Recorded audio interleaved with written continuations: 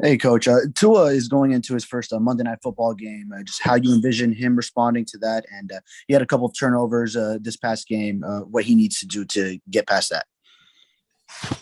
I think his approach has got to be like any other game. His preparation needs to stay the same as far as getting to know the Saints and the players on their roster, the their schemes, how they want to play situationally. We know it's a tough opponent, very good defense, well coached. Dennis Allen I have a lot of respect for him, and I think he's done a great job with that defense for a number of years. I think we understand that, and Tua's just got to prepare the right way, but understand that it's going to be a tough test, and he's got to play well. We're going to move the football. And just on his turnovers, what he can do to correct that. Look, I think we don't want to.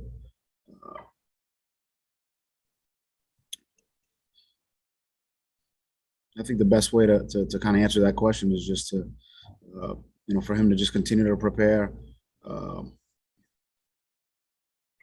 We always want to be smart with the football. Want to be accurate with the football. And no one's tougher on themselves than he is on those things, and how important that stat is. So we got to protect it, and he understands that. Joe? Hey, Flo, good morning. Couple things. I wanted to ask you about Tua's angry run in the last game. I don't know what your thoughts on about whether you like that or not, but do you think there was some sort of message that was delivered to anybody watching, including his teammates, on that particular play? I think it was a scramble, and we got a positive gain. It was an 8-yard gain. We ended up 2nd and 2, on the plus side of the field, and it was excited about making a positive play as he should be, and we got back in the huddle and moved on to the next play. Okay, I get it. Separate topic: motor and effort. I've noticed that a lot of defensive guys and a lot of guys in general are bringing motor and effort. And I wanted to ask you about how you think the best way to identify in the draft and free agency players who are most likely to bring motor, effort, motivation, drive on a consistent basis. I think you can see it on film.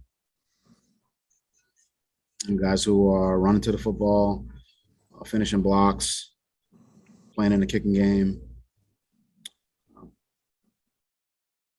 I think you can see on film guys who enjoy playing and are going to play 100 miles an hour, 100%. Great effort, really on every snap. So that's something you see on film, and then you just kind of confirm it in a meeting setting where you kind of get a feel for how passionate they are about the game. Thank you. Daniel?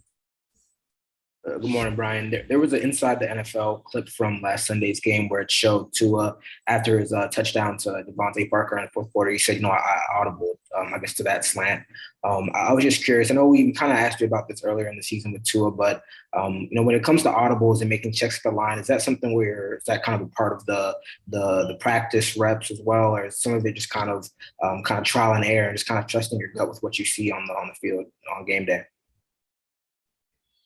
I think it's something that we talk about. If there's an advantageous look or an opportunity to make a play, and the stars align, and you choose to make that decision. But we got to get everybody on the same page. He was able to do that on that particular play. And that happens really throughout the game. That you're making mention of that one, but that happens throughout the game and in all phases. And that's about, just overall awareness, understanding what we understanding matchups, understanding what we're doing, what they're doing, and then it's not easy to do. You got 40 seconds to make that decision, really less than that. So it was good, nice to see him do that, and we're gonna need that, that thought process, that type of decision making this week against a very, very good football team in New Orleans.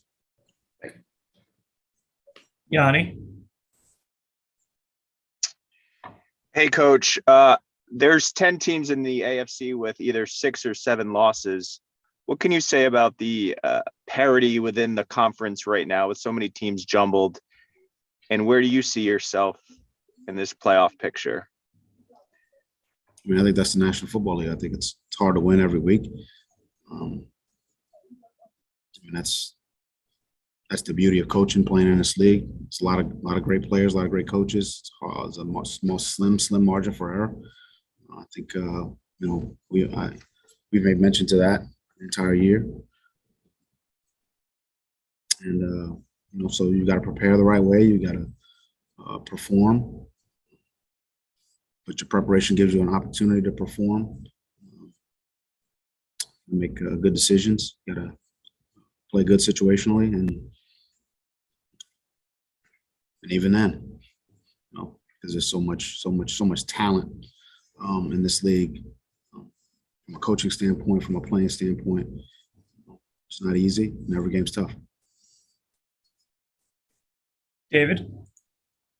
Hey, I wanted to follow up on Joe's question on Tua bowling over a defender. What's your opinion on that from your QB? Would you prefer he just slides in that case, avoiding injury risk and not trying to get 2 extra yards by falling forward? Just, what's your take on your quarterback doing that?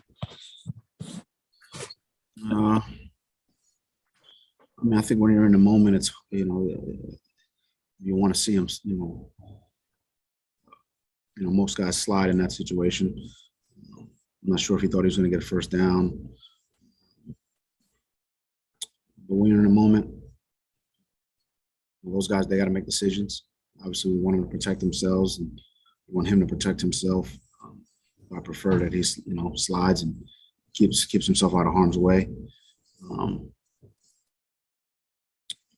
But I'm not the one that's out there. I mean, I'll tell him that. He's got to make decisions out there, and but I think he got up and move on to the next play. Joe. Flo, I'm curious what the doctors and trainers are recommending relative to whether or not guys that are coming off the COVID list, like Jalen Waddle, for example, need to be eased back into practice and participation and snaps. What are you learning about that? I mean, I think it's case by case. I think Miles is a good example of a guy who came right off of the list, was in practice on Friday. We saw what that looked like. Walked through Saturday and played on Sunday. So, but it's case by case. If that's that example is, I'm not sure that's easing someone in. Playing in a game 2 days later, but I certainly think it's case by case, and I think the individual, whoever that person is, can kind of tell us a lot about how they're feeling, what they can do. But obviously the health of safety of the players is priority number one. And we got to look. Those questions are really for the medical staff. I think Kyle Johnson and our medical staff, they do a great job of going through that process with those players, whether it's off of COVID or off of injury or whatever the situation is. Thanks. Marcel. Hey, Brian, throughout the losing streak, you always said, and you always told us that, you guys are going to keep doing the job. You're going to stick to the plan. You're going to get through this. But I was wondering if there's any maybe additional pride or additional sentiment, knowing that this team, this group of guys, they believed and trusted in you enough to really pull through it and to really come out here and win 6 in a row like they've done? Well, I think it's a hardworking team. I think it's a competitive group. I think they enjoy playing together. I think they play for one another. I think they prepare the right way. And, I'm not really looking back. I'm not looking forward either. I think the one thing I think I've been consistent on is that, we're just focused on getting better today. We've got a great opponent coming in here. We're going there into a hostile environment. It's going to be a great atmosphere. And that's kind of where my focus is. So we need to have a good practice today and try to string some good practices, good days together amid a lot of things that are going on with Christmas and, the holiday season. So let's take it one day at a time. Got it. Thanks. We'll take 2 final questions. David? Hey, and I know you're focused on what your team needs to do week to week, but especially this week since you play on Monday night, do you catch or do you watch any of the other results on Sunday with regard to how they impact your playoff chances? There's one in particular that makes a huge difference this Sunday. I'm just focused on today's preparation. That's where it is. I think we're going to be on a plane when a lot of those games are being played. So, again, I think we only have so much energy, and I want to put all my energy into our team in this game, and we're going to need all of it against this opponent in this environment. They're very talented. They got great coaches, great players. You go down the list, just defensively, Jordan, Animata, Davenport, Juan Alexander, Lattimore, Malcolm Jenkins, Gardner Johnson, the rookie Adebo, Taysom Hill, Alvin Kamara, Mark Ingram. I mean, I'm going to put all my energy on that group and not really worry about anything else. Anyone have a final question?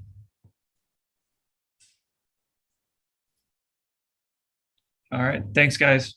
Thanks, Coach.